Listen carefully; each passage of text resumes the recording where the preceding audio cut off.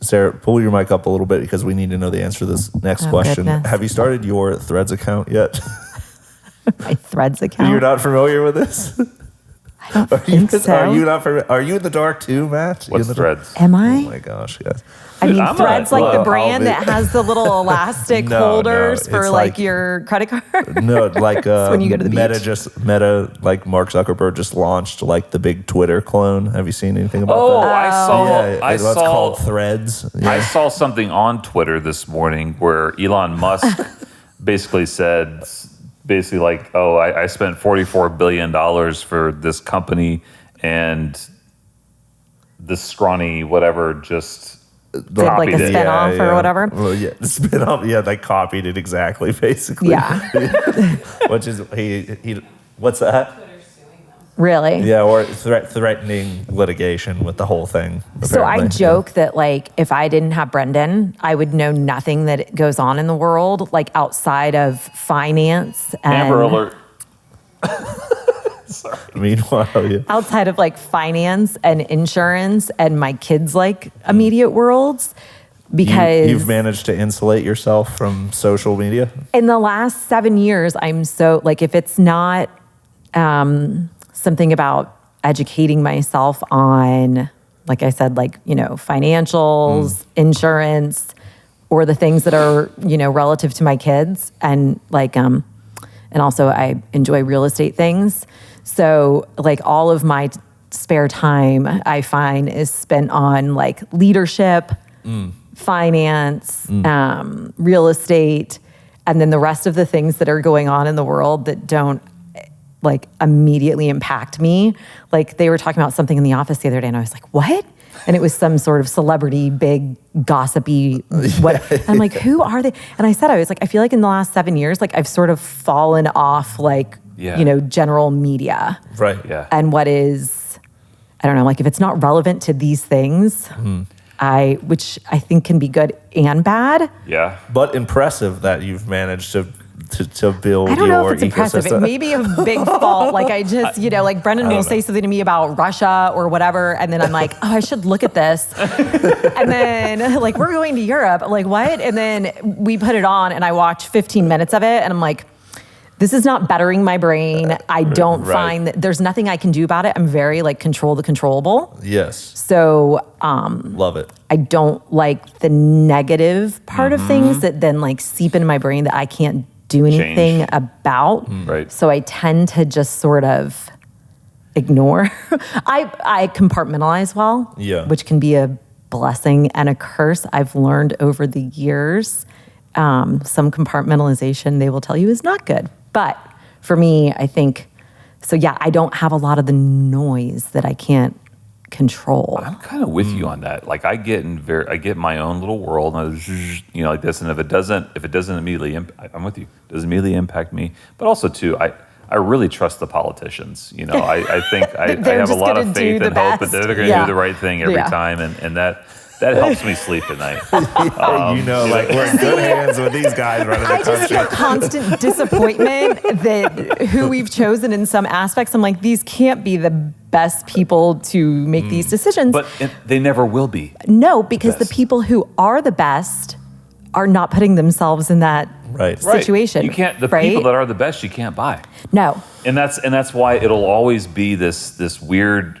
like imbalanced thing that happens. It's whoever's, in my opinion, I don't know how long it's been like this, but in my opinion, I just think that most of the people that are hired into office, not all, but most people that are hired into office, like they're getting bought somewhere. Like it's like, you know, I don't know. I just that's why politics scares me. People have approached me about running for local government and stuff like that. And I don't think I could accomplish as much if I was constrained by the rules. And then, but B, I'm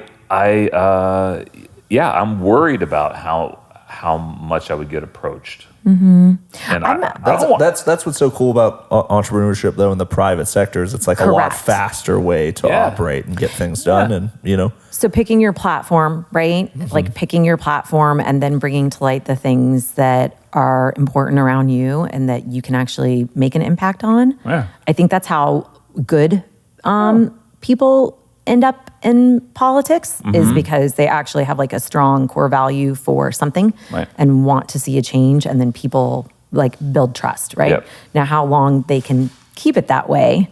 So I think it's an interesting, I don't know. I think if you're not worried about making everybody happy. Well, you can't.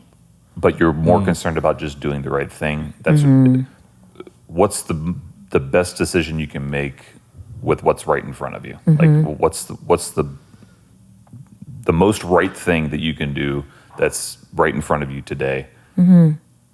If a leader could do that, it'd be great. But I think there's so many. I don't know. It would be. I wouldn't want the job of a presidency or stuff like that, or even the governor. Or like, but that's why a lot of the good people, when they get approached about it, they're like, "Nope, not going to do it." Like basically, no sane person wants to run the entire country, the free world. You know what I mean? Like, I mean, look at. There's an argument for that. There definitely is. Right. But to your point, it does. I think it has to be like, obviously, you can make a much larger impact to your neighbor than you can what the state's doing. 100%. You know what I mean? So it's that localized mindset is clearly king, I think. When I was a teenager, I had this fabulous idea that I was going to become a child psychiatrist that specialized working with children that were in foster care. That was what I was going to do. And my dad was a brilliant human being and would not tell me no with my ideas, but he always sort of like, how about you do this? So I had gotten I was in the early childhood education. Not all the schools have that anymore, but I went to Merritt Island High and they had that there, right? So you could graduate out of high school with your early childhood teaching certificate. Nice.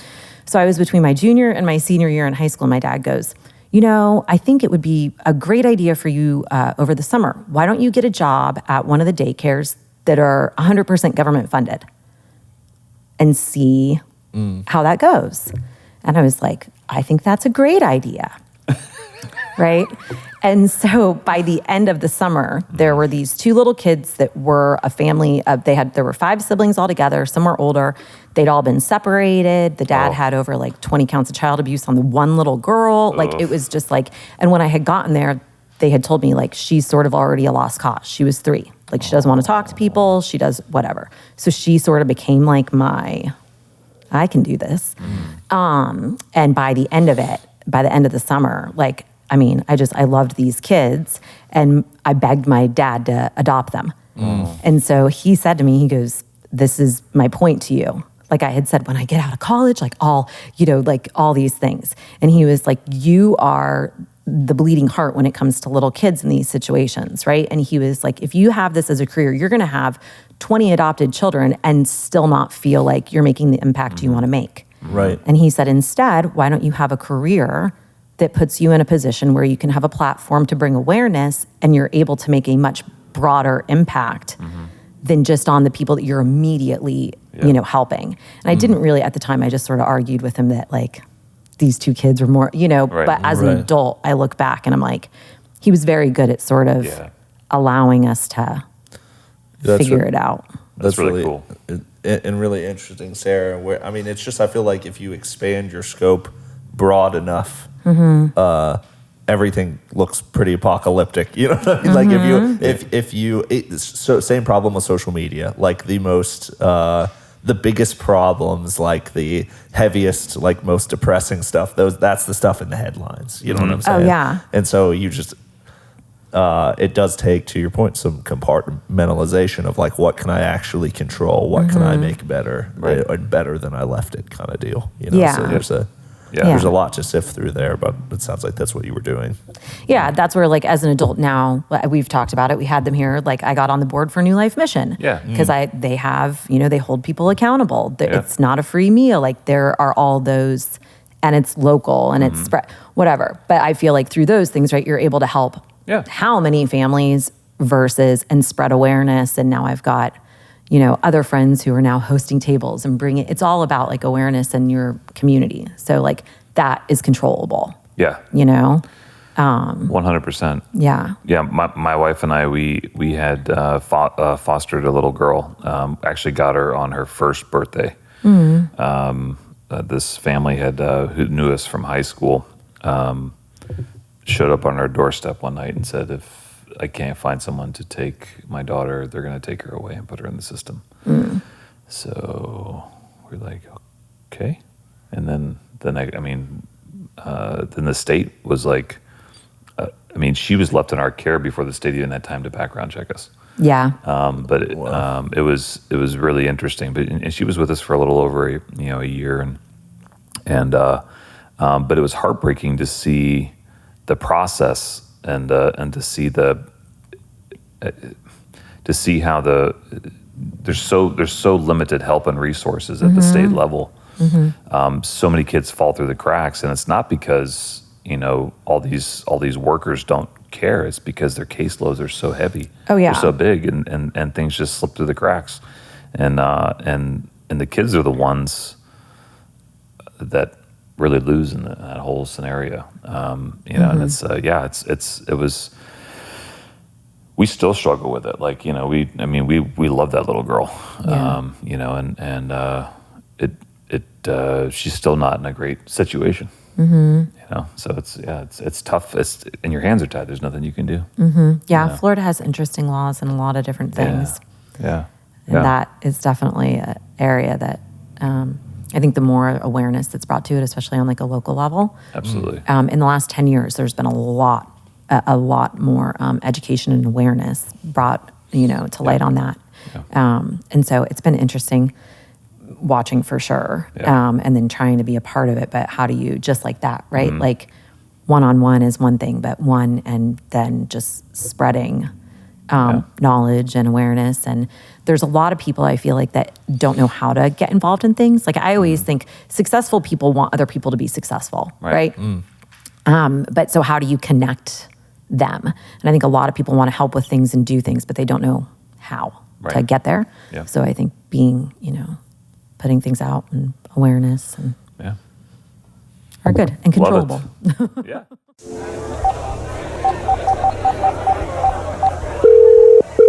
Welcome to the Legacy Angel Network Venture Lounge, where nothing ventured is nothing changed. For Matt Helmenthaler, press 1. For member services, press 2. For real raw startup stories, press 3. For all other questions or concerns, please wait on the line in our Good evening, everyone. I'm Matt Helmenthaler, and you're listening to Venture Lounge, after-hour conversations with founders and investors. These are the stories, insights, and conversations that you aren't going to find on the company website. Because the real lessons you learn in the startup world, the risks you take as an entrepreneur, the highs and the lows, the moments in your journey when no one else believes in you right before you break through, those are the moments that you just have to hear for yourself. So grab a drink and listen in to the men and women who are changing the world. Welcome to the Venture Lounge. Welcome back to Venture Lounge, everybody. Nothing ventured, nothing changed. My name is Connor Sherman, creative director here at Legacy Angel Network, and I'm joined today, as always, by our founder, Matt Helmenthaler. Matt, what's up? Hello, Connor. How are you today, sir? Good. Fabulous. Your hair looks very nice. I figured it was about time to start the show, Thank you. I think it's good. It's good. I know, we haven't seen each other in a while. Sorry, we're catching up. No, it's great. It's great. No, we caught all that on camera. Oh, geez. By the way, your shoe game's on today, buddy. Thanks, brother. You just keep it classic with the black and white. It's Nikes, Yeah, man. No, it's good. It's good. Good job, Aubrey. I think Aubrey did buy these. No, I know. I know. There's you already no know question. the deal. There's no question. We're not. But that's all right. Here. She helps you keep it tight. She does, man. She really does. Yep. Introduce a friend, Sarah. How did Sarah come to join us today? Sarah, welcome to the podcast. Thank you for having me. Yeah. So Sarah and I, when did we meet? This was like a year, 2 years ago? Year and a half ago? As I said, like the last 7 years are like a blur. I'm like, no, that was like 6 weeks ago. And people are like, that was like 6 months ago, Sarah. I'm like, Yeah, it's somewhere. We're in the neighborhood. Year and a half, 2 years. We met. I can't remember who introduced us. I cannot remember. I knew the first time we met was at lunch, but somebody set us up to meet for lunch, and I cannot recall either. Scott and I went and met you for lunch at the mansion. Yes. A little shout out to Jim and his mansion, his little happy mansion. But yeah, we went up there, and then that night you came to one of our events. And anyway, so Sara is a ball of joy. All right. So let me just say this: like you have this intense, like, how do I say it? How do I put it? How do I put it right? What do you gotta say? It's just when you come into a room and you leave the room, there's like this big pocket of like, because you come in, you love what you do. I do. You love the people that you work with. You love your clients. When you're here, you're just a big big personality in the room, but you're not like obnoxious. You're just you're just like this. You're just like this joy to be around, and she's like this big bundle of joy. So anytime we're chatting on the phone and we're catching up on an investment or whatever else, we chat for a few minutes, and we always have a great conversation. We have fun because you're a big bundle of joy. Anyway, so Sara owns, and I'll let you get into your professional stuff, but okay. She owns some local State Farm offices and started from scratch and like built a amazing business in this community. And she's a great person in the community, so she does a lot for the community, and she really fits into the whole idea of creating a legacy, and which makes her just a tremendous partner for us and what we do, and we just I thought that she'd be an amazing guest because she's got cool stories and she's got great insight on leadership and great advice, I think, for entrepreneurs. And again, bundle of Sara joy. So, well, thank you. Well, thanks for joining us, Sara. Thanks for having me. Tell us how it all got started, man. Are you from here or? I grew up in Merritt Island. Yeah, so I was born and raised in Merritt Island, went to Tropical and Jefferson and Merritt Island High. Oh, wow. Yeah, my dad had been it was funny, he grew up in Long Beach, out by LA. Oh, wow. Nice. My mom actually grew up in Melbourne Beach. Okay. And right down the street from where we're sitting, my grandfather owned a big auto shop called Hughesy's Garage, which, cool. Not a whole lot of this population that lives here now was here back in the 50s. And right. So it's interesting, like we're, numerous generations. But yeah, so my mom and my dad met out at Long Beach, VA. My dad was doing pharmaceuticals and my mom brought him back here and he was like, oh my gosh, this is how Long Beach was when I was a kid. And so that's how we ended up. Cool. So anyway, so I grew up in Merritt Island. I had a wonderful childhood, really fortunate. My dad had grown up back in an era, right? He was born in the 40s and he actually had a mom that worked full time. Which was not a common thing. Right. He didn't grow up with a whole lot.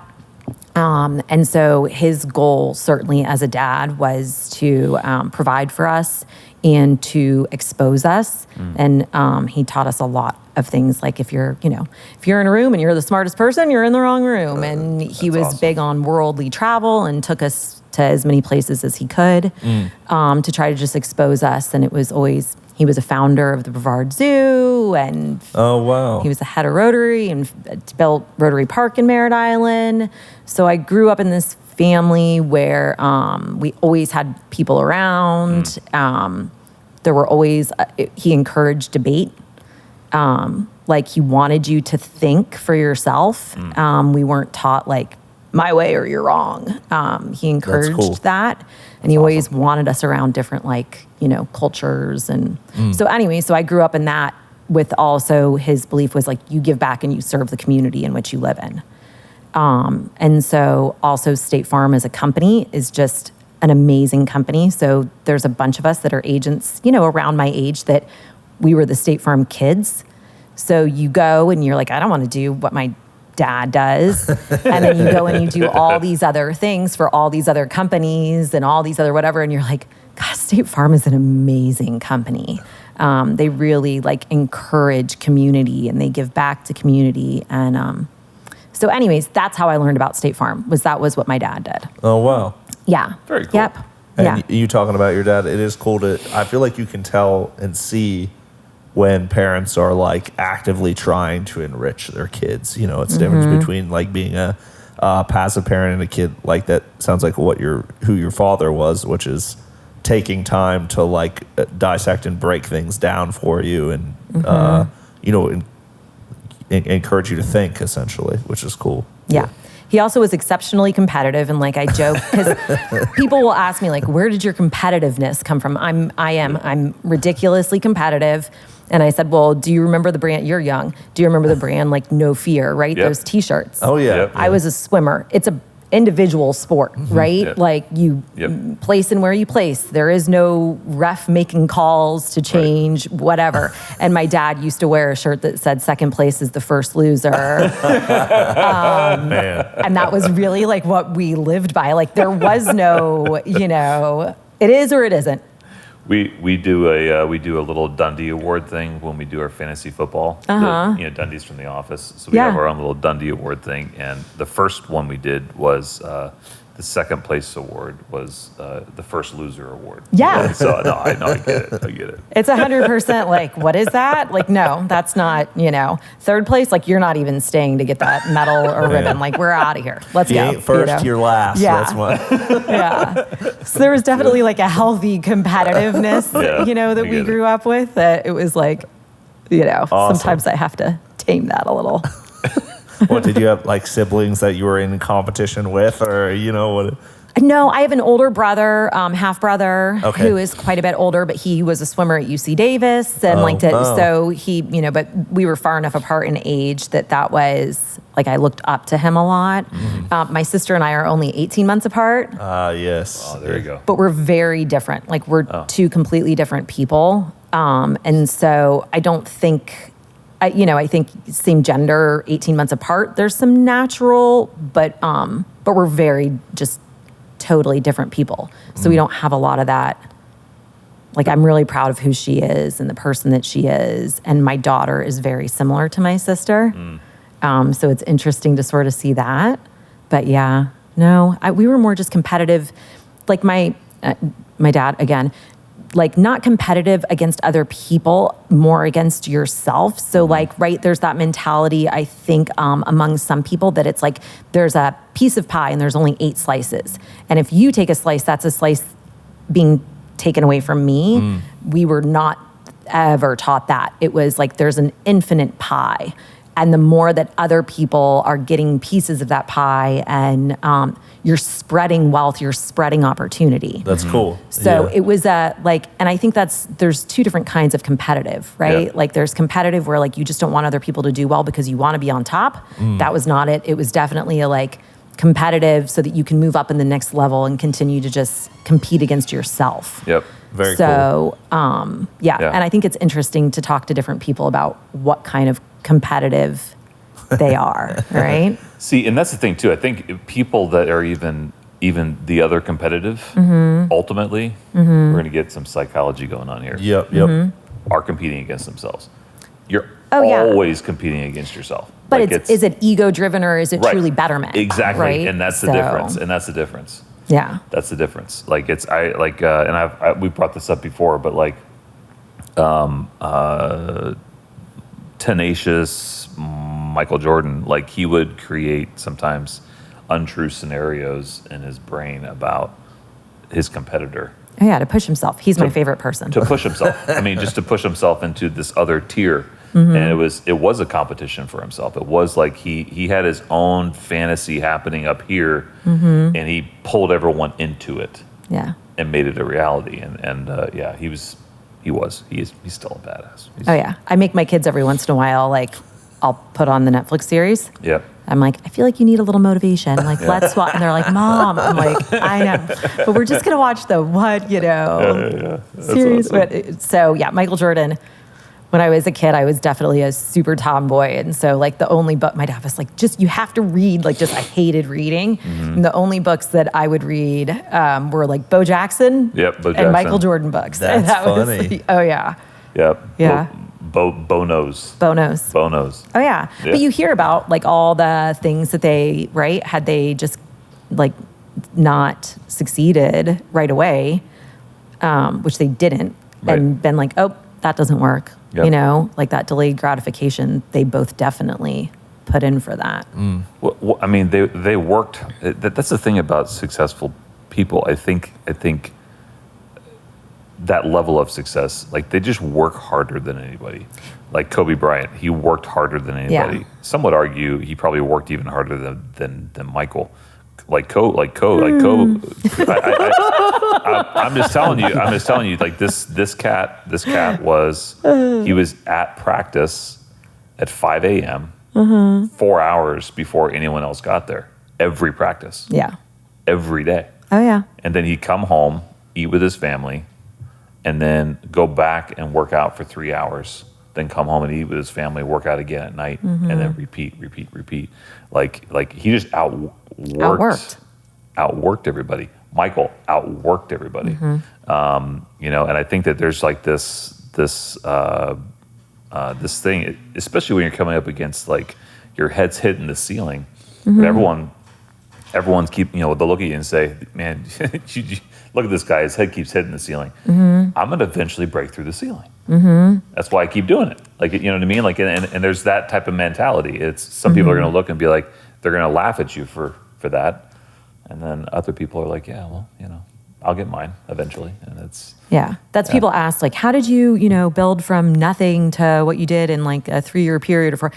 And I'm always like, I'm exhausted, but hustle. Like, I think that other people want the, like they think that there's a trick to something or that there's like some magical whatever. And I'm like, no, it's hard work. Like it's grit and hustle. Like I can, I may not be the smartest person in the room, but I can guarantee I will outwork everyone else, right? Because that's just energy and effort.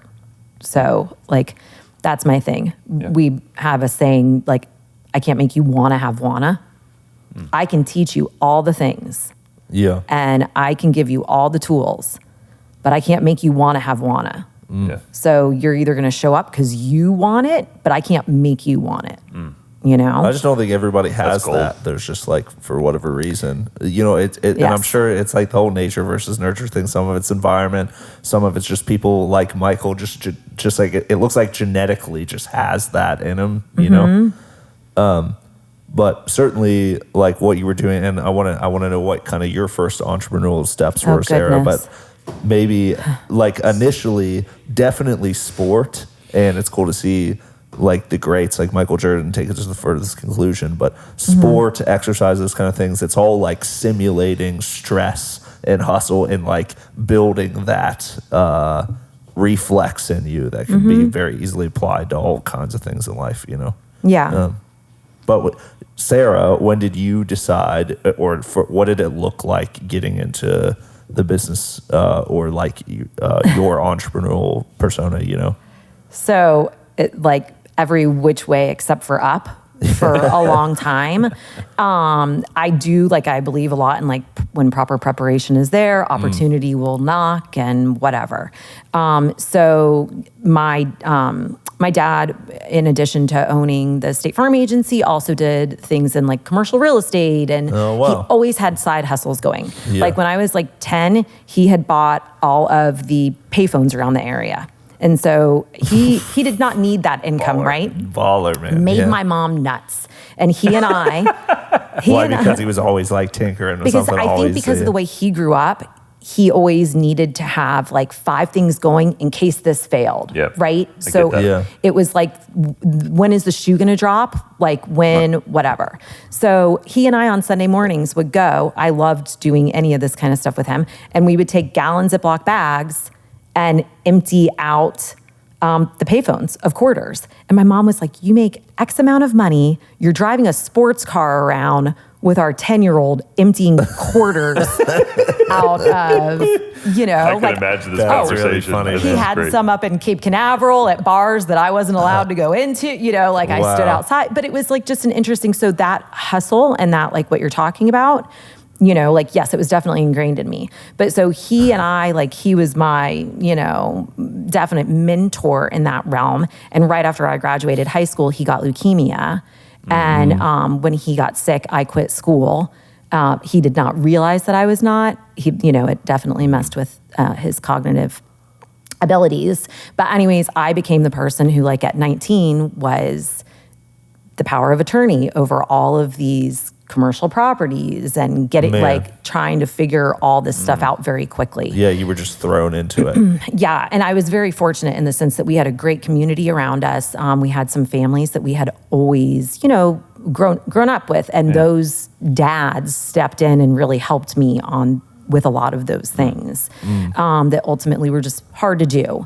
But so I sort of got thrown into having to make fast decisions on things and just sort of go with it. Like it was, you don't have time to overthink this. Like you just got to go, which I think has helped me in development with, building businesses later. Yeah. But anyways, I went all over the place. So he passed away. I ended up getting pregnant, had barely done any college, had my daughter, moved up to the DC area, had my son. We were there for a few years. I could never do nothing. Like I got my personal trainer certification. Wow. So I would personal train people like while my daughter was at preschool, and I'd take my son with so we did that kind of stuff. My ex-husband wanted to move back to Florida. So we moved back to Florida, and I went back and got my degree. Just to have a 4-year degree was something that was important. And then I did a lot. It was business and marketing. And so I really have always just I did not realize that I had a good eye for a lot of marketing and things as much as I did. And so someone had reached out to me and said, hey, I have a friend who owns a business who it's not going well. Can you come in and just sort of revamp it? Like PR, marketing, that kind of thing, right? And this is before there was no Instagram, there was no... Right, Threads. So, yeah. So that's like 5 days ago. So. Right. So it was like grassroots marketing, right? Like organic. And so I went in and way undercharged because I had I'd never done these things before, and I didn't really think that I had anything special. So I did it for one guy, and it went well, and so then my name just sort of passed around. And once again, I just did that for business owners. I would get their businesses going marketing-wise and charge them, $300 for I really undervalued. Man. And so then really fortunate, Hobbs Pharmacy in Merritt Island. I'm friends with one of the pharmacists there, and she reached out to me and she said, hey, we really need somebody to do part-time marketing and whatever, and doing the larger contract relationships with assisted living facilities, all of that. And I once again felt like I wasn't qualified. And she's like, you are. Trust me. Sometimes you just need somebody who sees something in you that you don't see quite in yourself. Right. But same thing, I was like, I don't know if I want to work, the kids were little, and she was like, you can make your own hours. So just while they're at preschool, you can do the stuff in the morning. And so I did that and loved it. Just loved it. I love Hobbs Pharmacy. I still recommend them all the time. I loved it. And then I was getting divorced and 2 little kids and everything. And a very good friend of mine that I grew up with, like a brother, worked for a larger pharmaceutical company, and he was going to be leaving. And so, and they just had a huge layoff, but he didn't get laid off. And so anyways, he ended up telling them after the layoff that he was going to leave. So it opened up a position in Brevard County, and he was like, you need to go. You need to apply for this. But once again, didn't really have any confidence that I was, and here were all these people who had just gotten laid off that had all of this experience. And he was like, Sara, just apply. So I did. And so it was the night before when the interviews were going to be in Orlando. And he called me, and it's 8:30 at night. And he goes, did they schedule you an interview? And I said, no, I never, nobody ever reached out to me. And he goes, hold on. Answer your phone in a minute. I'm hanging up. I'll call you right back. And he called me back, and he goes, you have a meeting at the interview at noon tomorrow during their lunch. And I was like, what? And he goes, I called him and I told, whatever. So I show up in a church, a Sunday church dress. Everybody else is in business suits. And I'm, but I met with these managers. And at the end of it, they were like, okay, we want you to fly to Atlanta and meet with the head guide. We would love to have you. Wow. And so I did that and got the job. And that really sort of just changed everything for me. So, ended up moving to Satellite Beach. Did not have 2 dimes to rub together. The woman who was renting the house was a single mom, and this was at a time where there was like no rental property, and I just said, this is all I can afford. And she had all these offers in the first day, like people offering more money than me and everything else for this house. And just lo and behold, the real estate agent that was working with her knew my family from Merritt Island. And she said, I'm telling you, like, she'll take such good care of your house and the property and all that. And I got it. Wow. So it was just sort of like all of those things that I just think, worked. But so the way that pharmaceutical goes is you can get laid off, you can be top in the nation, which I've had a great partner, and she and I did very, very well. And so there's not a whole lot of job security, though. They do what's called like zip code drops, and that's how they don't get sued. When they do a layoff, they hire an external company to come in and do zip code drops. Wow. So you could be the best and still on a layoff because of your zip code or whatever. So there's just not a lot of security there. Wow. So I saved every quarterly bonus I got. We put that away and pretended like I didn't have it, just, in case of something like that. And then State Farm had not hired new agents in our area in, I think it was like over 10 years. And I had always stayed close with some of the agents in the area. Like, if you hear of opportunity, let me know. And so one day I got a call while I'm out doing my pharmaceutical stuff. And it was a friend of mine that was an agent in the area. And he said, hey, are you still interested in State Farm? And I was like, yeah, always. And he was like, it's not as easy as it used to be. It's a lot of work. Like, with your life, and the little kids and everything, like, you're doing so well at pharmaceuticals. And like, I don't know that this is really a good opportunity for you, but and I'm like, just give the guy my number. Like, so met with them and just got so I would like lock myself at night and then weekends in Starbucks. And I got you had to get all the licenses ahead of time. You had to even be, to even like apply. Right. So I got all the licenses, did all the things to become a candidate. And then I ended up getting it. So it was sort of one of those things where like I kept getting to the next, and I was like, I just kept thinking, I'm not going to get to the next level. I'm not going to get to the next level. And then they kept going, inviting me back. So I showed up at the big place for the interview in Orlando, and this guy ahead of me had like an easel, and I'm like, I'm not going to have this. And the gentleman that was the ultimate decision maker said to me, and I think he said, it was a Friday or it was a Thursday. And he goes, if we don't call you back tomorrow, don't worry. It may not be until after the weekend. And I said, not trying to be spiteful or anything else, I said, well, if you call me and I don't answer, don't think that I don't want this opportunity, but I'm taking my kids out of the country and we won't be back until Tuesday. So I'm not going to have cell service. Mm-hmm. And he, instead of telling me still to go home and whatever, was like, can you go out there and sit on the couch a minute? And like, before my butt even hit the seat, he was like, can you come back in here? And they were like, it's yours if you want it. And I was That's like, cool. That's so cool. Yeah. So it was scary and exciting and everything else. But just by like you not, just how easy it is to disqualify yourself, I guess, or not take the interview, not make that call. Just by you following through on that and taking that risk, it obviously paid off and set all this stuff into motion. I tell people all the time, like, just show up. Like, seriously, just show up. Yeah. You'd be amazed how much just showing up and just returning the phone call and just, like, it's amazing. Yep. Like, It really is. It's so easy to talk yourself out of like, I'm just not going to go. Like, you know what I mean? I'm not going to do it. Did they ever say to you, did they ever tell you why, that's a very interesting interaction. And I think I know why they would have said, hey, hold on here, a second. But like, did they ever tell you why they picked you? Did they ever just say, yeah, this is what stood out to us? No, he did say to me later on at some point just about the fact that I was like transparent, and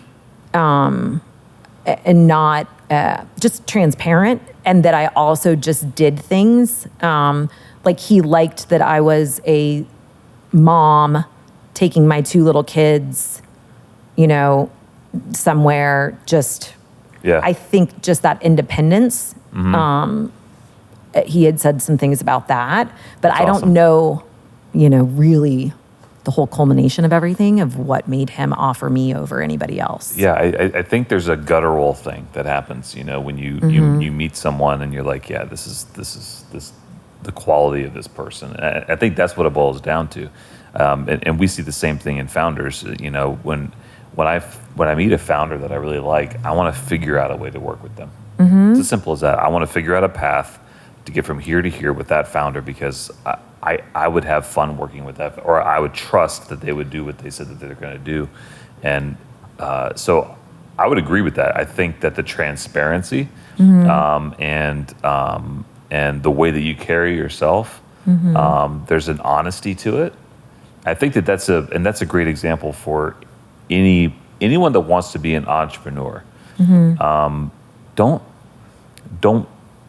Don't try and have all your stuff together. Like don't try and betray yourself. I mean, I always hear all the time, fake it till you make it, and there's some truth to that. But then also, no, don't. It's be you and have the courage to be you, and show up and work hard and be transparent, be authentic. I think people respect that. I think being humble enough to ask for help, I say, the joke was the first 6 months, I didn't know what I was doing, right? Like I can sell, but I didn't know how to actually work in the computer systems. So the joke was that the first 6 months, anytime somebody looked at my Skype, it said Sara is presenting, because I knew the products well, I knew how to sell well, I know, and I genuinely care and want things to do for people to be correct, but I couldn't operate the system because I just didn't know the system yet. And so I would do these things and sell these things. And then I would call my buddies that had worked for agents for years that just got an agency, or some of the other agents. That's one of the things about State Farm. They really, it's an amazing organization that doesn't pit agents against one another. They allow and they foster that relationship for you to become friends and mentors and all of those. And so I say all the time, I would call and go I sold this. I have no idea how to do this application. Can you show me? And they would show me. And so I think just admitting, cool. There's that question that I ask my team members, are you somebody who has to I can show you how to do it, and I can show you the most efficient and effective way to do it?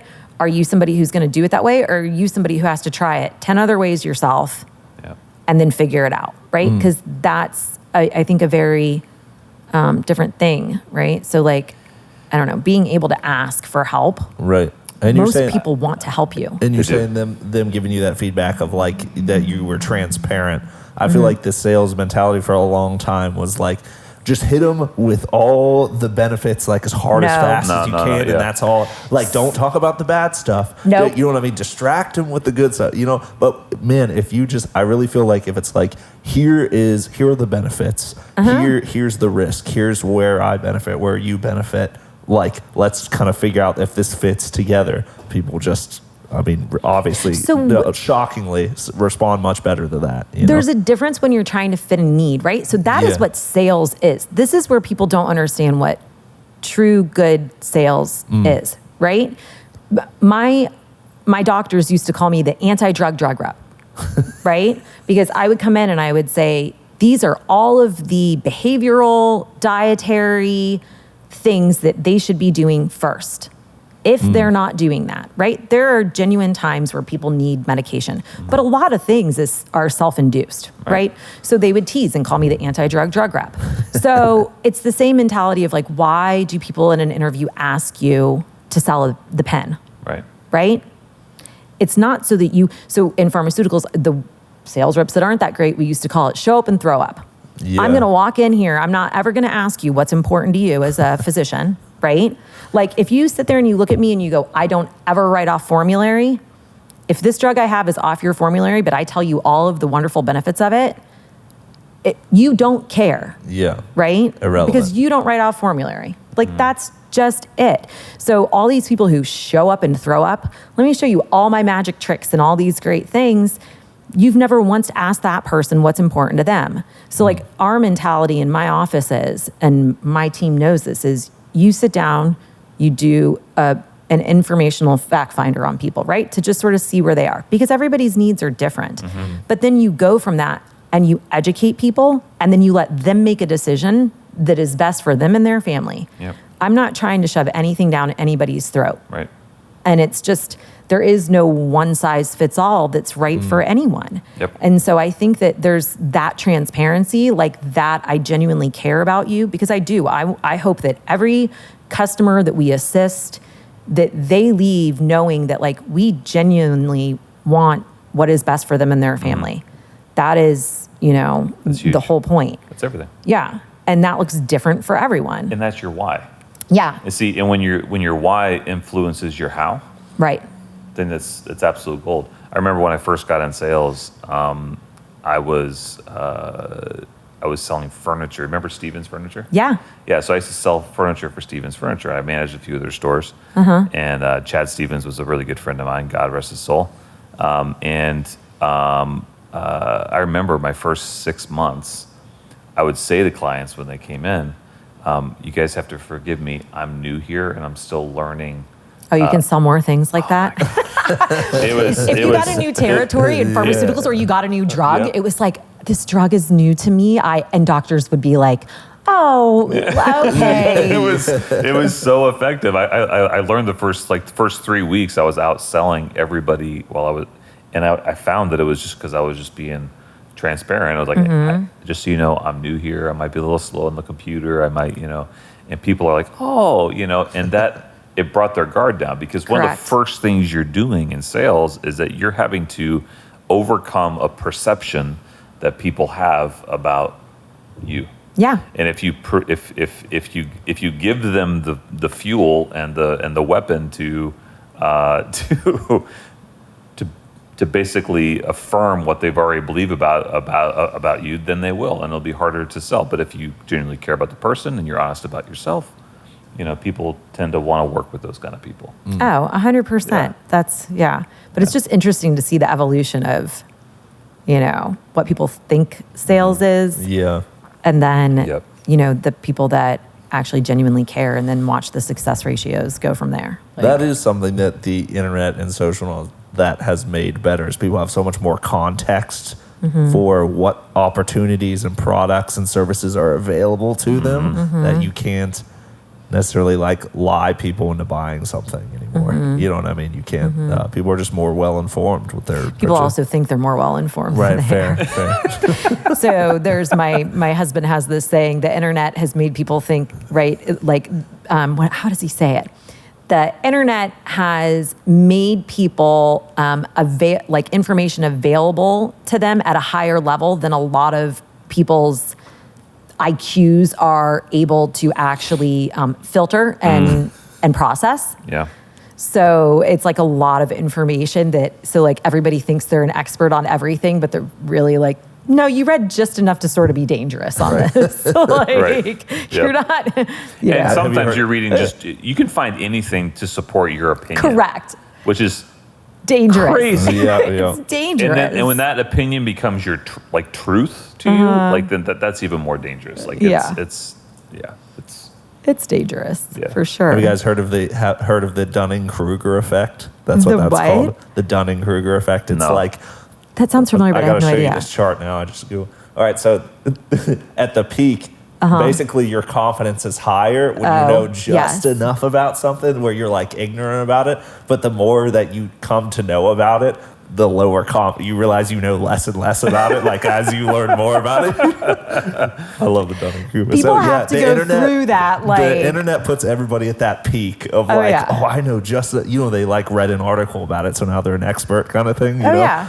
But I mean, look at medicine in general, right? Everybody Googles, and then you think all, and then you go and you talk to a specialist, and they're and you're oh yeah, I missed I was totally wrong. right. I think it's amazing how people process all that differently, for their own lives. I mean, to me, the more I know, the smaller I feel. Right, exactly. Correct. Other people, the more they know, the more powerful they feel. And it's a very interesting dynamic to see how people manage that information. Yeah. I see, every time I learn something new, I'm man, I am There's so much I don't know. But I say to people all the time, right? Like staying humble is what allows you to continuously have growth. Yeah. And that's right. Realizing that what you know, but you know you don't know near as much as there is to know about something. Like staying humble, asking for help, asking people to share with you who are experts on anything that you're interested in. I don't know. There's just, like lifelong learners. Yeah. I always say before people join our team, are you a lifelong learner or are you somebody who like you learn it, you do it this way, and you're like, that's how I do things. Yeah. Because I don't have a place for that. Yeah, I think lifelong learners understand that if they're learning right up until the moment of their last breath, they still will only know, 100th of a 10th of a 1% of all things. Like there's so much to know that we don't know. Oh yeah. And there's so much to discover that we haven't discovered. And I think that's kind of the wonder of it all. But you're right, that humility and understanding that I'm not a big deal. Yeah. I'm not a. There's no matter always going what to be somebody who knows more about whatever I'm talking about than what I know. Well, here's a question for you then, Sarah. Okay. What did young Sarah thought she knew about like running a business or being an entrepreneur that you now know better? I will say this, thinking that everybody has the same work ethic that you have. So, in every job I ever had, right? Like I never, I bartended and I did those kinds of things where you had to clock in, clock out, right? But like pharmaceuticals, my adult jobs that I had, nobody was making me clock in or clock out, right? Like I did breakfast at these big GI labs at 7 a.m. I would get there by 6:30. No one told me I had to do, these 6:30, 7 a.m. meetings. But what I knew was I can get in front of 5 of my physicians if I'm there by 6:30 in the morning and I feed everybody breakfast and I do all of that. Like that is a better return on my investment at that time being my time, So, so when I started my own businesses and I hired adults, I do not feel the need I'm not a micromanager. Yeah. Okay.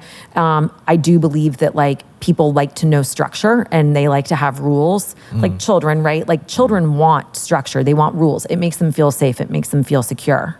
They don't like when there's chaos because they don't know what's going on next, right? Yeah.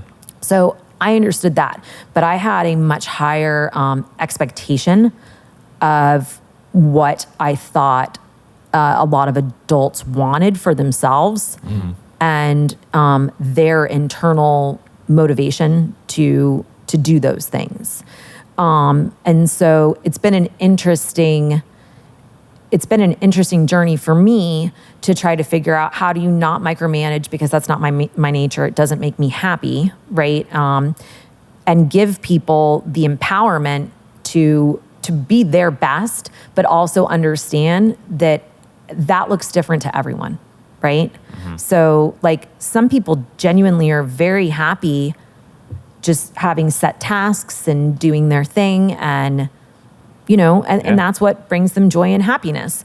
Other people want like the constant challenge and all of that. But just, I think the initial expectation that everybody was going to have that same like hustle and grit and desire that I have. And then realizing that like, no, Sarah, not everybody stays up at night, thinking about how they can make everything better for everybody, Right. So that has been where I had to realize like, I need to stop and ask everybody what you want for your life, because I may see something in you where I'm like, oh my God, you could do all of this. But if that's not what brings you joy and makes you happy, like I can't put that on, on you. Makes sense. Yeah. So finding people's what motivates someone and how those things are very different. Yeah. That whole book, like start with why, right? Like why, because if somebody's happy doing what they do and they don't want more, then why should I expect more? And that helps you as a leader too, because now your expectations are are matching what what you've hired them for. Like Right. they're very happy in this, and if they do that well, I'm good. Correct. And then that's very, very helpful. But That's cool. I feel like, and because I also was in an industry where everybody I worked with, all of my partners were the same way, right? Like there was nobody clocking in, clocking out. Like you work to be as impactful as possible. So how many years now have you had this business? We opened the Vieira agency from scratch. So the Sara Hawks Houston Insurance Agency from scratch, zero book of business, April 1st of 2017. Okay.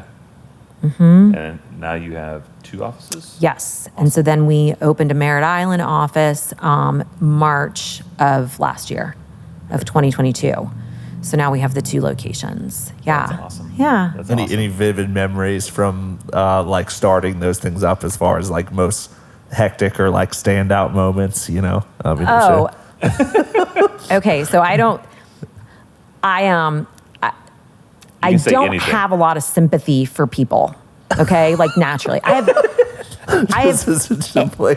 just so you, and that's, I have empathy, but I do not have sympathy and I don't do excuses, right? Right, okay. So so I had taken all of my savings a couple of years before, I ended up buying a house, right? So bought like a 1960s house. I thought my kids would be thrilled. We rode bikes over there, got to the house, and I was like, because it's like 5 or 6 doors down from my daughter's very best friend, right? Oh, right.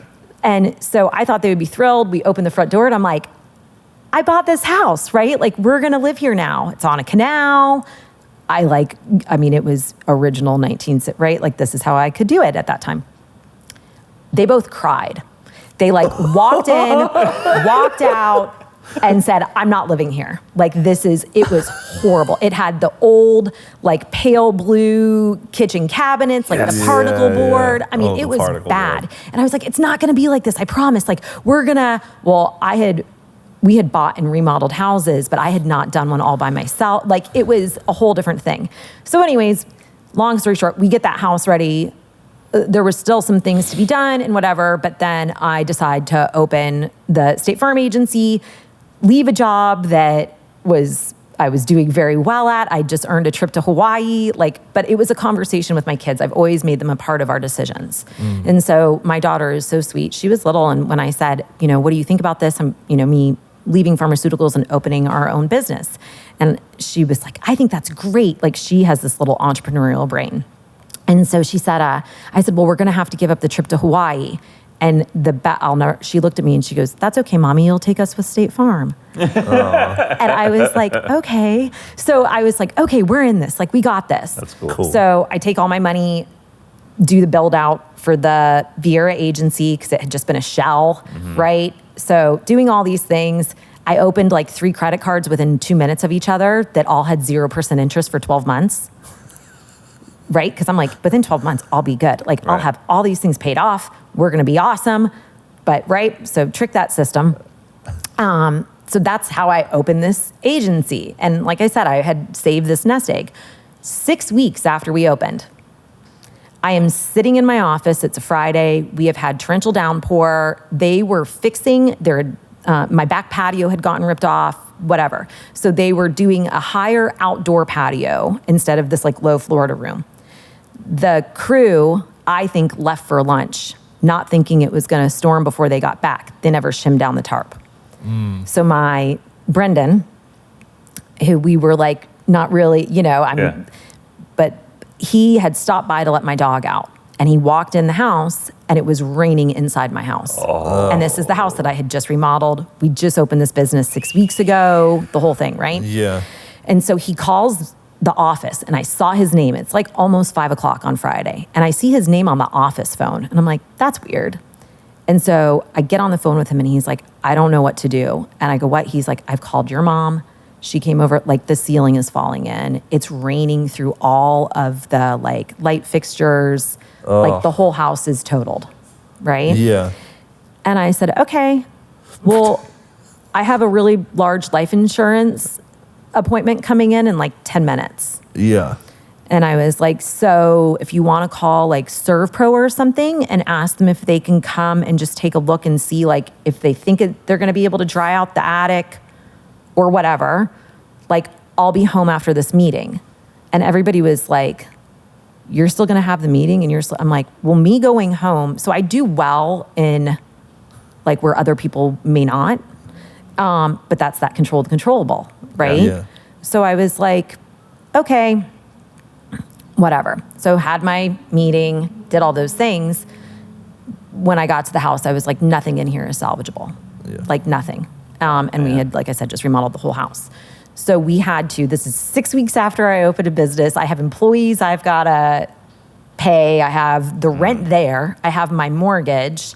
That is something your homeowner's insurance does not cover if it is the general contractor's fault and they do not give you loss of use to go live somewhere else and everything is depreciated and you, all those things. And it became like a huge thing. Anyways, so we move into a condo on the beach and I tried to make it like, when else would we live like on the beach? This is going to be awesome. So like we would get up in the morning, Sienna would surf. My son and I are sharing a bedroom. He's playing soccer on the beach in the morning. We were making it the best thing it was, right?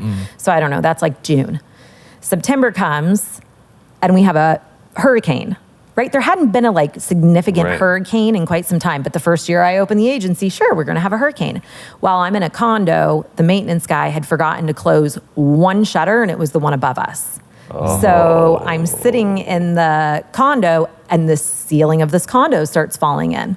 Oh my gosh, man. So we had to move out of the condo because they condemned 4 units. So we had to move out of the condo, moved in with my mom for a couple of weeks, and then moved into another condo that was like twice the price of, but there was nothing else available. So that was like my first year of agency. And we hit a bunch of awards of all the new agents in the country. We ended up in the top 5. Wow. We like all these things. And then could afford to just get the kitchen and Sienna's room and 1 bathroom done. So then Grady and I lived on a futon in the living room for the next year and a half. And that was like my first 3 years of agency. Yeah. So when people come to me with like excuses, I'm not super cool on those. I'm like, no, like you can focus and whatever, you know? Well, and Sara, when you see the success of you open your agency in Vieira and your face on the website and like everything that's like, you know, very, like people can just get an idea very quickly of like, Sara doesn't seem to have a lot of problems. Like you don't hear about the futon. You don't hear about the futon. No. You don't hear about the, you know. People look and go like, oh, you go on vacation and you whatever. I'm like, but I work like 80 hours a week before I go on vacation.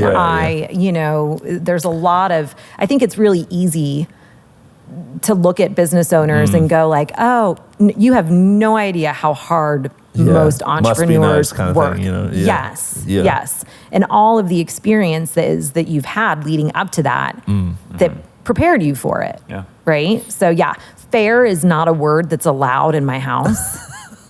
There is no, that's not fair. Having Stephanie Latner on the podcast last week, one of the coolest bits from her was we were asking her about like, you know, what's like the qualifying things for entrepreneurs as far as like what makes them successful. And her like main thing was like resilience. It's resilience, man. You know what I mean? It's just like that they can mentally tolerate like the lows that they're going to experience. And it says a lot. Yeah. There's that like make a decision, right? Even if it's the wrong decision, you can change direction later, but like make a decision, right? That I love that quote. The road is full of indecisive squirrels, right? Like just make a decision and then go. Yep. So powerful story, Sara, man. That's solid. That's solid. I mean, I felt the rain like one from the. I felt the ceiling caving in, man. I really did. It was just one of those like the most surreal. I was like, okay, God, like you know. Yeah. But that was people were like, how are you still? And I didn't talk about it a lot because what you talk to, you give power to. Right. And I was like, this is not like we're focusing here, and this is what all this will happen. Right. But it can't be what I focus on. Right. So yeah, right, grow or die and it was like, we got to grow and just like, let this stuff, it'll happen. But yeah, my kids, the first trip that we earned the first year, was to Vancouver, and we earned it the very first year, but you go and you like have no money, right? Mm-hmm. And I'll never forget, my sales leader looked at Grady and goes like, isn't this great? Don't you love State Farm? And Grady goes, I hate State Farm. I hate it, you know, like, because all this. Right. All this had happened. Yeah. And I was like, buddy, and now he loves it and all of those. Right. But in like a 7-year-old's mind. For sure. Yeah. Yeah. Yeah. It's not an easy, and that's the thing too. It's just, it's not an easy road, and it's never an easy road. And the Right. people that come along with you on the journey, some of them are going to know what you're going through. Most of them are not going to know what you're going through. And they certainly, unless you start your own business and you go through those highs and lows as an owner, it's very difficult to understand the pressure. Oh yeah. It's very even if you have like I'm stoked. I have an amazing team here, and they go through highs and lows with me. Like they go through highs and lows with me. They understand the nature of a startup because we're still a startup, and they understand the pressures and they understand all of those things. And so I kind of feel like I have some unicorn teammates because they kind of get it. At the same time, like I've gone through like at least 100 sleepless nights. Oh yeah. Since I started this thing 7 years ago, and it's scary. It's a scary thing to do something new, to do something that's out of the box, to do something that's out of your comfort zone, and then when you start bringing other people around you and realizing, okay, it's not just me anymore. I got to make sure this is getting done. It's a lot. It's great too, Lou. Like I have a phenomenal team, a phenomenal team. And one of the best pieces of advice I ever got was, right, like Elise is my agency administrator. She's awesome. And the coolest part is she's great at all the stuff I don't like doing. Yep. She loves it, right? Yep. Like she loves the Excel spreadsheets and the data and the like all of those things. That's my worst nightmare. Yeah. And it's like, I can do it, but I don't enjoy it, right? And so that was one of the best pieces of advice I ever got was like, make your lead person someone who's really good at the stuff that you're either not good at or you don't enjoy, and they truly do. Yep. And it just makes it, and that thinks differently than you do, right? Like 100%. I'm 100 miles an hour all the time. Yep. And like she had to say to me one time, she goes, you thrive in like chaos, right? Yep. Like new ideas and energy and all of that. Right. And she's like, some of us thrive in like calm And order. and orderly. Yeah. And I'm like, I know, but wouldn't Yeah. this be super cool? Like on, You're describing our office and my dynamic with like everybody here. Yeah. Like it's I'll be talking about 3 years from now, and they're like, come here. yes. But you need, Yeah. and that's what Yep. makes a good team, right? You Yeah. need somebody who's always looking forward. You need somebody who's looking in the now. You need, Yep. you know, and I love John Wooden. And like, you know, if you want to go fast, go alone. If you want to go far, go as a team. You know, like Yep. we have a lot of team. I have the like, whether you think you can or you think you can't, that's on our wall. Yep.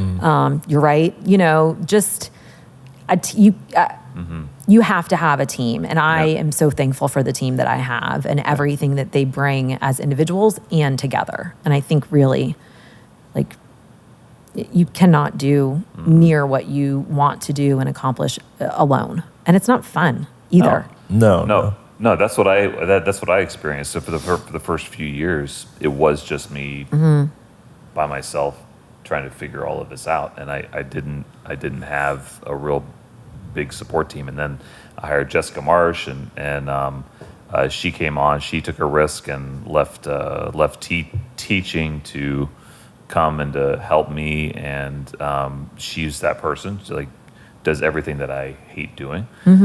She went off and helped a couple of our folks, and then I hired her husband on, and he was the same way. Like he did everything that I hated to do, but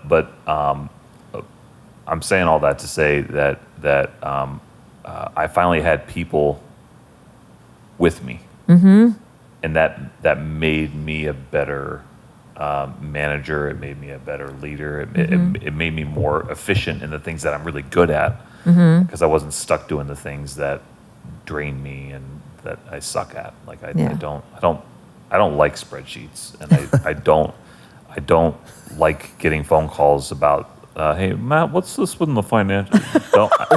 I don't know. Ask them. I'm selling. I just go. It drains me. I hate it. Yeah. But that is one of the it's coolest. my kryptonite. Yeah. That is one of the coolest things with this podcast is like we have the same experience over and over where you just start talking to another entrepreneur and find out you're not the only one dealing with like the uncertainty of all this, It's it's the best feeling when you get to talk to other people, and that's I get more pleasure and reward out of watching my team, like when they have been uncertain of themselves and whatever, and where I get them to the point of confidence and I see them like doing these things. I'm like, that's so much better than me doing it. Like it's like watching like I say, it's like my mom office hat. It's like watching your kids evolve and do something that they didn't have the confidence that they thought they could do. And then I love, it's so much more rewarding for me to watch them hit their goals than just me do it. Like, I don't know, but yeah, that was other entrepreneurs. I remember like my third year, I still hadn't like mentally grasped. I was just constant running 100 miles an hour, like super stressed and all of that. And it took one of my other entrepreneur friends to go, one night he goes, "You're doing way too well to be this stressed." He's like, "Why are you?" And it was sort of like, and he like had to reel me back, because I think when you just feel that like, I can't fail. It's like, it becomes overwhelming, and you're not even able to enjoy the good things that you're achieving and that are around you, because you're just in this like, so many people rely on me for so many things. Like I can't drop a ball. You forget to breathe. You do. And it's that, I think with those busy brains, like I've realized I had to figure out, okay, where am I able to shut that off? Yeah. And then I come back so much more like clear-minded and, so. Go ahead, man. I was just say,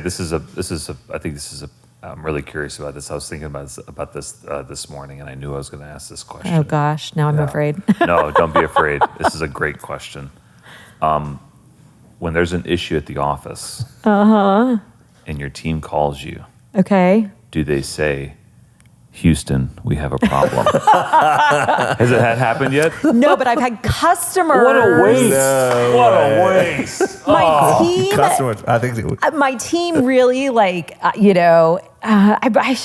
probably somebody has, but no, I've had customers who like, they have a teenager, one that like pops in my brain. Like they have a teenager who got in a car accident and they were at fault. And they called and said, "Houston, we have a problem. Houston, we have a problem." And they want guidance on like, what do I do now? Yeah. They probably don't do it because they hear customers all the time use the like, all right. I was just thinking, what a wasted opportunity. If no one's done that yet, that's just not okay. That's Fair. funny. Yeah. Anyway, That's funny. you're not gonna get a lot of serious questions from me. No. Not until the end, anyway. That's okay. Sarah, when you were talking about like just that voice in your head that's like, I can't fail. I can't fail. I just feel like that is the literally like antithesis of entrepreneurship and like the creative process. It's like if you're so afraid to fail, it just inspires an action kind of thing, I mean, it's like, it's ironic because the creative process, for instance, you are doing 90 things that fail or 99 things that fail until you get one thing that works. And that's what makes it creative and different and an idea that stands out, And I just feel like it's easy to kind of be hard on ourselves and like cringe at every failure when you're literally stepping out into the unknown. And like, so it's more about, I think it's adjusting expectations as an entrepreneur and like your mindset, that there's just going to be all kinds of things that come up that you did not anticipate, right? I'm it's going huge to on lead mindset. it's going to lead to those wins. You just have to, you have to kind of bear through the turbulence kind of deal. Well, if you you can't let, you should expect objections. You should expect hard things to happen, and it shouldn't even. It's like it's like running the hurdles. If I run the hurdles, I know I'm going to have to jump over hurdles. So why should a hurdle surprise me, right? I feel like if you know that there's going to be things that are going to happen that are not ideal, but you that doesn't rattle you. Right. It's just it's part of the process. It's part of the game. And I always tell people, every job you have, every relationship you have, it may not be your end all be all, but if while you're in that job or while you're in that relationship or whatever you're in, you're giving your all and you're open to learning, it's preparing you for whatever's coming next, right? So you should still always look at it as a positive because it provided something to you that prepared you for the next thing that came along that you may not even realize in the moment, I did well at this. The reason why I did well at this is because I sucked over here 5 years ago, but it was impactful enough to, now I'm good at it, So I try it all the time with my team, and my kid, everything. I'm everything is attitude and energy and mindset and focus. What you focus on comes to you. I truly believe that. Yeah. I really agree with that. It's funny. I don't like to fail, right? I would even say, there's a fear of failure, but it's funny. On the other side of that failure, I am always thankful because I've learned something in that process. So it's just funny that dynamic with entrepreneurs where we don't want to fail, but if we fail, we learn something, we keep going, and then later we look back and say, but I'm actually thankful that happened because I learned this. See, and I don't even use really fail. I'm it didn't end the way you wanted it to end, but now you're, okay, so that's fine. Right. So how do you fix it? Right. Most things are fixable. Right. So I would rather you go out and try it, and maybe it doesn't land the way you wanted it to, but okay, well now let's figure out how to fix it. Right. So it does have I feel like every story pretty much can have a positive ending. It's just, why are you ending your story here? Keep it going until it has a positive ending, right? You write the ending of the story. Right. So I don't know, that's, you have people who go it's hard. I'm stopping now. And I'm okay, well, what does that feel like? Does that feel good? That can't feel good. No. I sort of have that, nothing's going to beat me. Right. It might not feel good right now, but in the end, it will. Have you guys seen those T-shirts or gym culture T-shirts that are it was hard, but did you die? Okay, so did my team call you? Is that your thing? So years ago, I had a group of team members that just were so nervous to talk about something, so nervous with customers. And I'm what is the word? You're never going to get good at a conversation until you have it, right? Until you practice this. And so one day I was so oh my gosh, I bought my entire team tank tops that said, but did you die? No way. And I gave it to them and I was right? So it's a joke in our office because I used to tell them just do it, just do it, just do it. You're not going to get good at stuff until you practice it, nobody went out and kicked the winning goal for the World Cup. That's not the way it goes. Right. He missed 8,000 shots that nobody saw in the dark. It's okay. Just, yes, my whole team has the but did you die shirt. That's amazing. That's pretty awesome. I mean, that's why, I got into the jiu-jitsu MMA thing since we've been down here in Florida. Oh, yeah? And I'm horrible, but when I go to the gym, the whole point, it's a giant mental exercise because it's the first time you get punched in the face or take an elbow or something, you're whoa, I didn't, I'm still here. I'm still here kind of thing.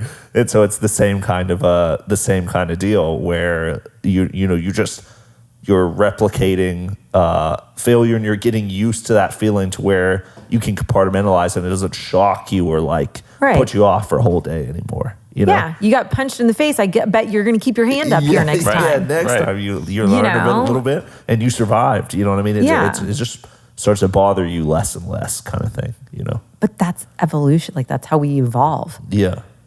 I feel like that's great advice for investors that do the kind of investing that we do. I mean, it's some you're going to knock out of the park, some you won't. It's angel investing in general is not really for the faint of heart, and I think, and I've experienced it. Like we invested in, one of our initial investments. We don't know what the end of that story is going to be for that first one that we did. And there's been a season where it's not looked great. And I have some investors that are like, hey, we believed in it. We all thought this was, it didn't work out, or maybe it doesn't work out. We don't know, but hey, let's on to the next one. Then you have other ones that just like, yeah, I don't think I'm going to do this type of investing anymore because that didn't work. And it's a very interesting kind of dynamic, but that advice should hold true to our investors and their investor thesis is that, hey, sometimes we're going to have the best of intentions. It's not going to work out. It doesn't mean we stop. It doesn't mean the next one won't. It doesn't mean that. Right. And carrying that attitude, not just into the things that you can control, but even much more even to things you can't control. Oh yeah. Yeah. I mean, diversification too. Like I'm a huge diversification person, but there is no get rich quick scheme, right? Otherwise everybody would be doing it. Right. It's like where did you get the money to then be able to do the investment? Hard work, right? That's nobody, every once in a while somebody wins the lottery, but you watch how 60% of those people end up. So no, there's got to be a trick to it. Right? But no, I think, it's just nothing is a guarantee ever. So make the most of it. Yep. And roll. I'm just always, it's okay, shake it off, let's go. Yeah. I like it. Yeah, and everything you've been through, Sarah, I like, to your point, we're more resilient than you think, kind of thing. Or because you're sitting here now with everything you've been through, and I'm sure you've even surprised yourself with what you've went through and came through, and where you're at today. Yeah, I do think a lot of it is who you surround yourself with. I think that is a lot more impactful than people, especially young people, think it is. Yeah. I remember my mom always saying, even if you're not doing something wrong, but the people around you are doing something wrong and you get shot, you shouldn't have been there anyways. Right. Right? And me always being well, no, because I actually wasn't, you know what I mean? Yeah. But the older I got, the more I realized there were people who, genuinely care about me, who, when I had already quit my pharmaceutical job and I'm starting the State Farm gig and, risking it's very high risk, right? Yeah. Starting your own business, and I didn't have a second income. There was no spouse to help me with that, or I had to do it. Somebody said to me one day, I really don't think this is a good idea. What if this doesn't work? What if you lose everything? What if you would, and I said, I can tell you, you're not saying anything to me that I didn't think, but I am being very intentional of not allowing those thoughts back in my head because I've already made the decision and this is the direction I'm going in. And I said, do not ever call me and say that to me ever again. Because the only thing I can have in my head is this is what I'm doing and it's going to be great. Yeah. Don't ever call me with that. Even if it's out of genuine concern. Right. Don't put that in the universe. Put it back where it came. Put it back. Shove it down deep and compartmentalize it. Only positive rainbows out here. That's right. That's funny. Yeah. Why don't you ask the last question, Matt? Yes. Little two-parter. Two-parter question for you.